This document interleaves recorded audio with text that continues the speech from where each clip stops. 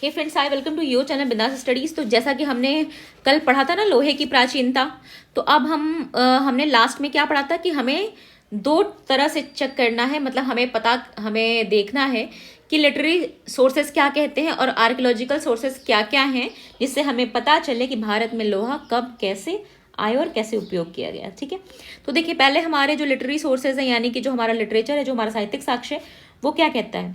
तो देखिए जो वैदिक ग्रंथ हैं, ठीक है, बौद्ध ग्रंथ हैं और जो जैन साहित्य है, ठीक है, इन तीनों से हमें पता चलता है। और प्लस पुरातात्विक आधार पे ये पता चलता है कि जब पहली बार पारसिकों ने यहाँ पे, यानी जब पारस के, आपने डायोडोरस का नाम सुना होगा, जब उसका जो कि एक हखामनी शासक था और जब उसने भारत पे आक्रमण किया था, उसके पहले ही, उसके भी 400-500 वर्ष पहले ही यहाँ पे लोहे का प्रयोग हो चुका था। ठीक है, अगर हम एविडेंसली बात करें तो देखिए हमें पता चलता है कि जो बौद्ध ग्रंथ है ना, अगर हम लिटरेरी सोर्सेस की बात करते हैं तो जो बौद्ध ग्रंथ है जिसका नाम है सुत्त निपात, ठीक है, देखिए ये जो मैं आपको ये किताब बता रही हूँ ना, सुत्त निपात, इसको बहुत ध्यान से दिमाग में रखिएगा, क्योंकि ये बौद्ध ग्रंथ है, इसका नाम सुत्त निपात है। ठीक है, और इससे हमें क्या पता चलता है, इससे हमें पता चलता है, इसमें हमें वर्णन मिलता है कि लोहे के फाल को तपाने और ठंडा करने का उल्लेख मिलता है। सुत्त निपात में हमें क्या मिलता है, लोहे को तपाने और ठंडा करने, ठीक है, करने का उल्लेख मिलता है। ठीक है ना, ये हमें ये लोहे की फाल को, ठीक है, फाल समझते हैं ना, फाल से खेती की जाती है। ठीक है, इसका उल्लेख हमें कहाँ से मिल रहा है, हमें सुत्त निपात से मिल रहा है। ठीक है, फिर जो कौटिल्य का अर्थशास्त्र है, अभी हम लिटरेरी सोर्सेस की बात कर रहे हैं, तो हम जो भी अवेलेबल है सबकी बात करेंगे। अब कौटिल्य का जो अर्थशास्त्र है, ठीक है, ठीक है, ये क्या कहता है, कौटिल्य का अर्थशास्त्र भी लोहे को खदान से तोड़ने और उसे खदान से बाहर निकालने इत्यादि का उल्लेख मिलता है। ठीक है, मतलब हमें लोहे की खानों के बारे की, कैसे लोहे की खानें थी, है ना, उसको कैसे तोड़ा जाता था, कैसे निकाला जाता था, इसके बारे में हमें कौटिल्य का अर्थशास्त्र बताता है। ठीक है ना, और ये भी बताता है कि इस पर राज्य की ओर से कर लगाया जाता था, मतलब लोहे की खदान के ऊपर टैक्स था। ठीक है, जो अधिकारी इसकी देखभाल करता था, किसकी, लौह खदान की, ठीक है ना, जो लोहे की खदानें होती थी, इसके लिए भी एक अधिकारी नियुक्त था राज्य की तरफ से। तो जो लौह खदान की जो देखभाल करता था, उसको क्या पुकारा जाता था, उसको बोला जाता था लौह अध्यक्ष।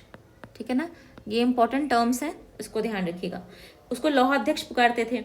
यूनानी इतिहासकार जो है हेरोडोटस बहुत ही बड़े राइटर और बहुत ही फेमस राइटर हैं, हेरोडोटस और टेसियस, ठीक है, और ये बहुत पुराने राइटर्स हैं। तो हेरोडोटस और जो टेसियस हैं, ये इनके भी विवरण से पता चलता है, ये भी बताते हैं कि भारत के लोग, ठीक है, पारसियों के आक्रमण के पहले लोहे से परिचित थे। ठीक है ना, ऐसा हमें जो बाहर के रिसोर्सेज हैं, यानी जो ये तो हमारे अपने रिसोर्सेज हो गए, बौद्ध ग्रंथ और कौटिल्य का शास्त्र, लेकिन ये जो हेरोडोटस है, जो कि यूनानी इतिहासकार और टेशियस है, ये भी बोलते हैं कि नहीं, भारतीयों को जब यहाँ पे आक्रमण हुआ उसके पहले ही लौ का ज्ञान था। ठीक है ना, अब एक हिस्टोरियन है लल्लन जी गोपाल, नाम शायद सुना ही होगा, ठीक है, लल्लन जी गोपाल, ठीक है, ये टाइम पीरियड था। ठीक है, इन्होंने काफी विस्तार से जो साहित्यिक साक्ष्य हैं लोहे के बारे में, उनका अध्ययन किया और ये पता करने की कोशिश करी कि कब यूज हुआ पहली बार भारत में लोहा, है ना। तो कहते हैं कि प्रारंभिक जो वैदिक काल है, यानी कि जो हमारा वैदिक युग था, ठीक है, उसमें कहते हैं ना, प्रारंभिक जो वैदिक काल में लोहा था या नहीं। ठीक है ना, अब ये था कि भाई पहला प्रयोग वहीं से हुआ था कि कहाँ से हुआ था। ठीक है ना, तो देखिए अगर आपसे सवाल पूछा जाए, मैंने इनका नाम इसलिए बताया क्योंकि इन्होंने बहुत ज़्यादा इस विषय पे छानबीन की है कि लोहे का उपयोग भारत में कब हुआ। ठीक है, तो पूछा जाता है ना कि किसने किस क्षेत्र में काम किया। ठीक है, तो इन्होंने इस पे बहुत वर्क किया। तो देखिए, और इन्होंने ये भी देखा कि भाई वैदिक टाइम पे लोहे का उपयोग होता था कि नहीं, है ना। तो देखिए जो वैदिक और कितना होता था, तो वैदिक जो साहित्य है ना, यानी कि वैदिक साहित्य जो है, यानी कि हम ऋग्वेद और सामवेद, यजुर्वेद और अथर्ववेद और जो ब्राह्मण का सबकी बात करें, जो भी वैदिक साहित्य के अंतर्गत आते हैं सबकी बात कर रहे हैं। वैदिक साहित्य में अयस, ठीक है, श्याम, ठीक है, और लोहा, ये शब्द हमें मिलते हैं। ठीक है, तो लोग इससे अंदाजा लगाते हैं कि भाई ये किसके बारे में बात कर रहा है, ये लोहे के बारे में ही बात कर रहे हैं, श्याम भी और अयस भी। ठीक है ना। कुछ जो स्टार्टिंग में कुछ जो विद्वान थे उन्होंने कहा कि ऋग्वेद का जो शब्द है अयस, ठीक है, अयस, ये लोहे के पर्याय के रूप में ही उपयोग किया गया है। ठीक है ना, ये मतलब कि लोहे का नाम होगा अयस, क्योंकि ये संस्कृत में शायद अयस कहा जाता होगा। परंतु बाद में हमें पता चलता है कि जो अयस है ना, वो ऋग्वेद संहिता में लोहे के लिए नहीं उपयोग होती थी, वो सामान्य धातु के अर्थ में प्रयुक्त हुआ है। आपने कई बार इसमें शायद पढ़ा भी होगा कि अयस का क्या शब्द है। तो हमें स्टार्टिंग के एविडेंस तो हमें ये लगा कि नहीं, तो लोहे के लिए है। फिर हमें बाद में पता चला, जब उसका और अध्ययन किया गया वैदिक साहित्य, तो पता चला कि नहीं, जो लोहे के लिए अयस शब्द उपयोग नहीं किया गया, सामान्य धातु के लिए किया गया। ये बाद की रिसर्च है, बेसिक चीजें, ये बेसिक चीजें हैं, ठीक है, जो आपको पता होनी चाहिए। ठीक है, फिर क्या था कि जो लल्लन जी गोपाल हैं, उन्हें सब चीजों को समझने का किया कि भाई कुछ लोग कह रहे हैं कि अयस मतलब लोहा है, कुछ लोग कह रहे हैं कि अयस मतलब सामान्य धातु है, तो आखिर इसमें सच क्या है ना। ये लल्लन जी गोपाल ने समझने का प्रयास किया, उन्होंने इस पर बहुत काम किया और ये जानने की कोशिश करी। उनके अनुसार, ठीक है, जो अयस है ना, उसका प्रयोग प्रारंभ में स्टार्टिंग में तांबे के लिए होता था और बाद में लोहे के लिए होने लगा। तो लल्लन जी गोपाल के हिसाब से, ठीक है, जो लल्लन जी गोपाल हैं, ये कहते हैं कि स्टार्टिंग में तो अयस का मतलब था, ठीक है, स्टार्टिंग में अयस का मतलब था तांबा, और बाद में इसका क्या मतलब हुआ, लोहा। ऐसा इनका मानना है, ऐसा इनका मत है। ठीक है ना, कई बार ऐसा एग्जाम में भी पूछ देता है कि अयस का मतलब क्या होता है। ठीक है, फिर जो हमें ऋग्वेद के बाद जो हमें बाद के साहित्य मिलते हैं, ब्राह्मण उपनिषद मिलते हैं, उसमें भी अयस दो प्रकार के, ठीक है, दो प्रकार के लिए प्रयोग किया जाता था। एक मतलब अयस का मतलब, जब हमें बाद के, हम ऋग्वेद के बाद की चीजें देखते हैं तो हमें अयस का मतलब दो निकलता है। एक होता है लोहित अयस, ये ब्राह्मण ग्रंथों और आपके जो उपनिषद है उन सब में लोहित अयस और कृष्ण अयस। ठीक है, बाद में हमें बाद के ग्रंथों में हमें दो शब्द मिलने लगते हैं, जैसा कि वो कहते हैं ना कि पहले स्टार्टिंग में तांबे के लिए होता होगा, फिर बाद में जाके लोहे के लिए भी होता होगा, है ना। तो ये यही है कि हमें अयस दो चीजों के लिए मिलने लगता है, लोहित अयस हमें दो वर्ड मिलने लगते हैं, और कृष्ण अयस। यहाँ जो कृष्ण अयस है ना, अब इसको माना गया कि ये जो शब्द है ये निश्चित रूप से किसके लिए प्रयोग किया गया, ये लोहे के लिए प्रयोग किया गया। ठीक है, इसका मतलब है कृष्ण अयस का मतलब हुआ ये लोहे के लिए था। कृष्णायस तथा श्याम शब्द निश्चित रूप से लोहे के लिए। अब एक वर्ड और आता है जिसको बोलते हैं कृष्णायस, ठीक है, या श्याम। तो अब ये लोग कहने लगे कि निश्चित रूप से ये किसके लिए यूज होता रहा, ये लोहे के लिए यूज होता था। ठीक है, अब देखिए जो अथर्ववेद है, ठीक है, अथर्ववेद वाजसनेयी संहिता, ठीक है, वाजसेयी संहिता, अथर्ववेद, ठीक है, और आपकी तैत्तिरीय,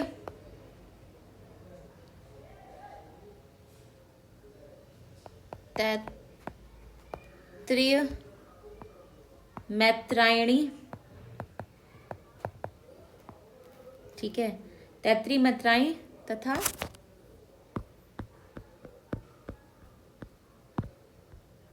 तैत्री, मैत्रायणी और तथा काथक, ये नाम ध्यान रखिएगा, काथक संहिताएं जो थी, ठीक है। अब ये जो हमारी अथर्ववेद है, वात्सनेयी संहिता है, तैत्तिरीय संहिता है, मैत्रायणी तथा जो काथक संहिताएं हैं, इसके काल में लोहे का प्रचलन प्रारंभ हो गया। मतलब जब ये लिखी गई तब तक लोहे का प्रचलन जो है वो प्रारंभ हो चुका था, ठीक है। और फिर हमें जो बाद के वैदिक साहित्य मिलते हैं उसमें हमें बहुत सारे मिलते हैं। परवर्ती साहित्य में आप कह लीजिए, जो परवर्ती वैदिक साहित्य है ना, उसमें हमें लोहे के उपयोग के बारे में बहुत सारे एविडेंसेस मिलते हैं, ठीक है, उनका उल्लेख बहुत बार मिलेगा। अब चूंकि ये था कि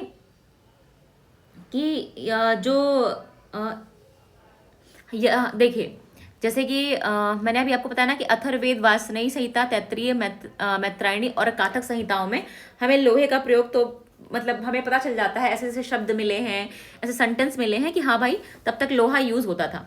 परवर्ती वैदिक संहिताओं में भी हमें लोहे का जो है उल्लेख वो मिलता है, ठीक है। अब देखिए, एक यजुर्वेद में, सॉरी ये मैंने गलत लिख दिया, जो यजुर्वेद है ना, यजुर्वेद में एक स्थान पर, ठीक है, या मतलब यजुर्वेद में एक स्थान पर, एक जगह पर 6 से 12, ये शायद आपने कहीं पढ़ा भी होगा, 6 से 12 बैलों के द्वारा, ठीक है, 6 से 12 बैलों के द्वारा खींचे जाने वाले हल का उल्लेख है। मतलब एक ऐसे हल का उल्लेख है जो 6 से 12 बैल खींचते, 6 या 12 बैल खींचे रहे होंगे, उसका उल्लेख है। और ये किसमें है? ये यजुर्वेद में है। चूंकि ये ग्रंथ जो है, मतलब ये जो ग्रंथ है ना, ये कब का है? ये देखिए, ये तो ऋग्वेद के बहुत बाद में, पहले सबसे पुराना क्या है? ऋग्वेद का टाइम पीरियड क्या मानते हैं? 1500, ठीक है। और यजुर्वेद, अथर्ववेद, सामवेद तो बाद के माने जाते हैं ना, कि ये बाद में लिखे गए।